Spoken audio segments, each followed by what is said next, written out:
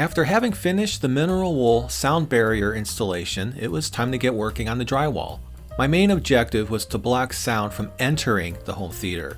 With the mechanical area directly behind the theater room, I wanted to do everything I could to keep those furnace and sump pump sounds out of ear's reach. While most people are concerned about sound escaping the theater, I wanted to keep exterior noises out. Because of this, I chose 5/8 inch thick fire-rated drywall for the majority of the work. Luckily for me, the local supply stores like Home Depot, Lowe's, and Menards all offer home delivery of materials. Ordering extra in case of damage is a must. I decided to glue and screw the crap out of the walls since I feared my subwoofer goals would be catastrophic at best. While my wife was instrumental in helping me with some of the tougher areas, the drywall lifter I rented from Menards, along with some clever cheats, allowed me to make short work of the majority of the drywall installation.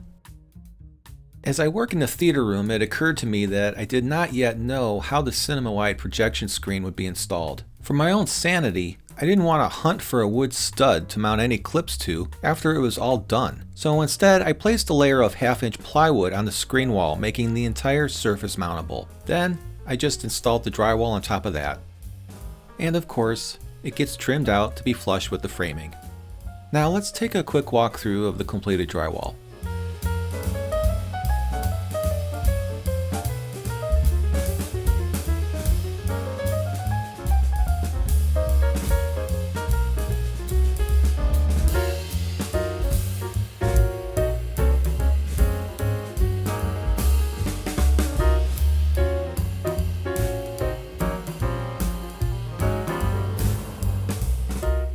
On the lower back wall of the theater room, I've installed an extra speaker jack just for a series of butt kicker haptic transducers planned for the theater room seats.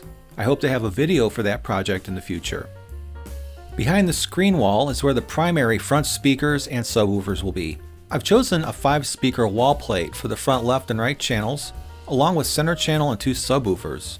My RotoZip work is total garbage. Plus, the bits were constantly breaking in this fire-rated drywall. It was chewing up the back boxes and going all over the place. To work around that, I picked up a few of these drywall markers from Amazon. I'm embarrassed to admit this in front of a live studio audience, but I've never worked with drywall before and didn't know what to do about my RotoZip problem. These mostly helped out and I managed to get by. I'll link them in the description in case you want to know more. You place the marker into the box, press the drywall onto it, and then trace the little holes in the back. Then use a basic jab saw to cut the opening. I'm sure you pros out there, the total experts and everything, will cut me some slack before rushing to hit that downvote button, right? Inside the 9-channel Atmos media and gaming room, I have a few things to show you. I am not just building a dedicated 11-channel home theater. I'm also building a secondary media room at the same time. Because of this, there are so many wires and connections being run, it can be confusing as hell since I am not a professional AV installer with a crew to rely on. What I do rely on is lots of drawings and notes.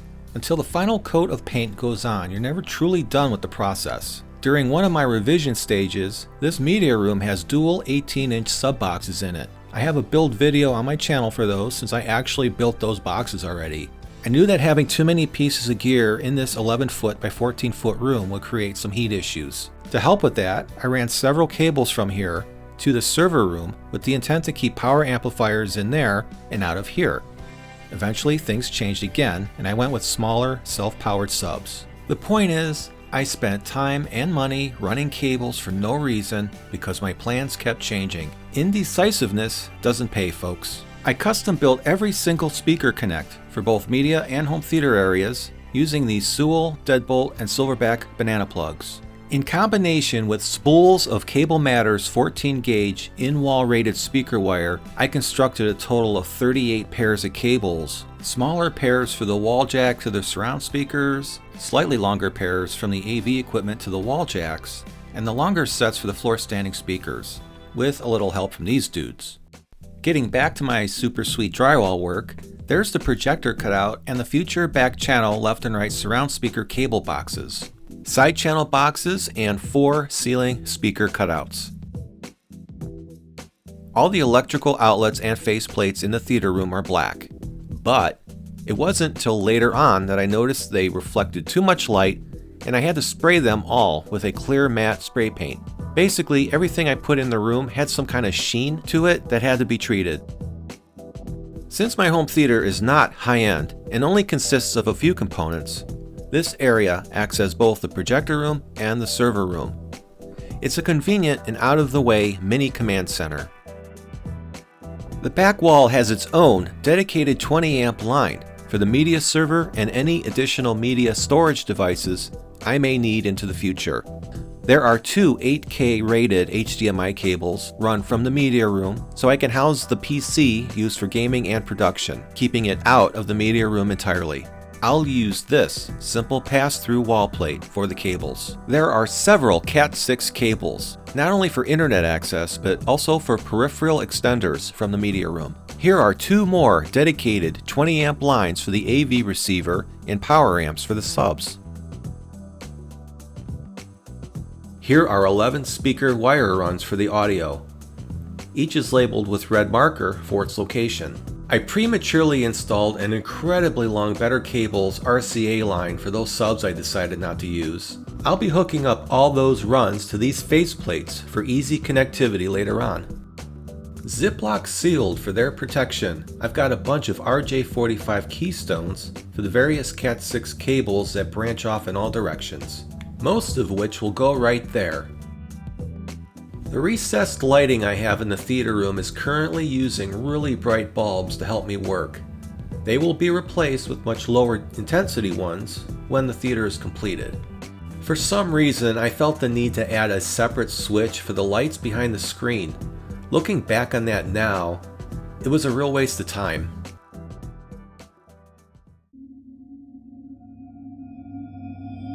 Then catastrophe struck.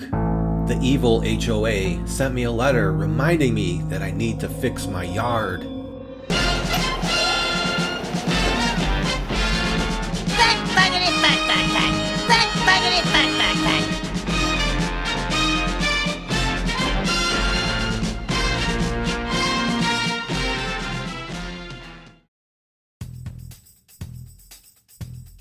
Alrighty, with all that BS out of the way, and several weeks later, I was well into the mudding stages of the drywall work. As I said, I have no experience installing drywall or finishing it, so I used the mechanical room side to practice with. This is my safe space to make mistakes and learn from them. While cutting down all the various drywall panels, I was left with large scraps that I used back here as to not waste them. I then went to town with the sheetrock mud and felt I had a good handle on it. All of the ceilings in the house are textured. Attempting to stay consistent with the look, I bought a crow's foot texturing brush and did my best to make parts of the basement match the house. I think I did alright. Using Sheetrock 90, I was able to repair all of the areas I previously messed up on, and I felt a lot better about the end results.